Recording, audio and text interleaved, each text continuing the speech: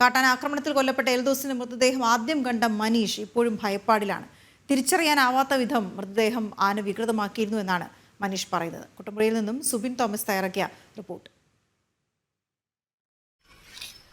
കുട്ടമ്പുഴ ക്ലാച്ചേരിയിൽ കാട്ടാനാക്രമണത്തിൽ കൊല്ലപ്പെട്ട എൽദോസിന്റെ മൃതദേഹം ആദ്യം കാണുന്നത് എൽദോസിന്റെ സമീപത്ത് സമീപവാസി കൂടിയായിട്ടുള്ള മനീഷാണ് ഇപ്പോൾ ജനം ടിവിയോടൊപ്പം ചേരുന്നത്. എങ്ങനെയാണ് ഈ ഒരു കാഴ്ച ആദ്യം കാണുന്നത്? എങ്ങനെയായിരുന്നു?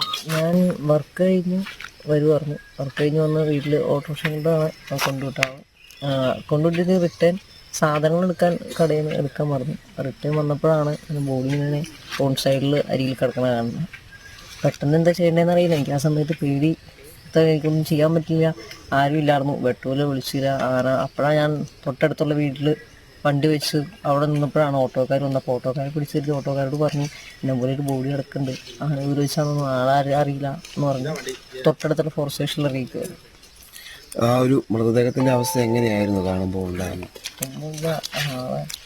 ആളെ ശരിക്കും ഉപദ്രവിച്ചിട്ടുണ്ട്, തട്ടിക്കളിച്ചിട്ടുണ്ട്. ആളെ ശരിക്കും ചവിട്ടി വലിച്ച് ഒന്നുമില്ല. ആളെ ചെറുതായി മടക്കി വെച്ച പോലെ ഒരു ഫീലായിരുന്നു. ഒന്നും അടുത്ത് പോലും ചെല്ലാൻ പറ്റില്ലായിരുന്നു. അതേപോലെയാണ് വയറിലെ പണ്ടും കൊണ്ട് അതൊക്കെ സെപ്പറേറ്റ് ആയിരുന്നു മൊത്തം.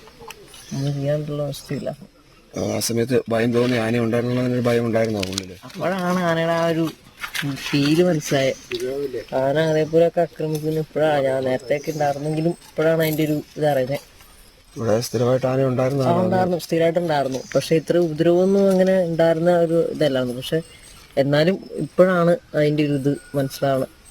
എപ്പോഴും ഒരു പീഡിപ്പിക്കുന്ന ഓർമ്മയായിരിക്കുമല്ലോ? യെസ്, തീർച്ചയായിട്ടും. ഞാനത് ആദ്യമായിട്ടാണ് ഞാൻ അങ്ങനെ കാണുന്നത് തന്നെ. അത് ഇതൊരു രാത്രി ടൈമിൽ ഒറ്റയ്ക്ക് ഞാൻ ഉണ്ടായിരുന്നു. ആ സമയത്ത് ചെറിയൊരു പേടിയുണ്ട് ഇപ്പോഴും. അത് മനസ്സിൽ നിന്ന് പോകുന്നില്ല. അത് ആളെ കിടക്കണ കണ്ടിട്ട് തന്നെ എന്നാണ്. കാട്ടാന ചവിട്ടിയ എൽദോസിന്റെ ആ ഒരു മൃതദേഹം ആദ്യം കണ്ടതിന്റെയും ഒരു ഭയം ഇപ്പോഴും മനീഷിന്റെ മനസ്സിലുണ്ട്. അതുകൊണ്ട് തന്നെ ആ ഒരു ഭയപ്പാട് ഒരിക്കലും ആളുകളുടെ മനസ്സിൽ നിന്ന് ഒരിക്കലും മായാതെ ഉണ്ടാവും, അല്ലെങ്കിൽ ആ ഒരു അതിന്റെ എൽദോസിന്റെ ഓർമ്മകൾ മനസ്സിൽ തന്നെ ഉണ്ടാവും എന്ന് തന്നെയാണ് മനീഷ് പറയുന്നത്. സുബിൻ തോമസ്, ജനം, ഇടുക്കി.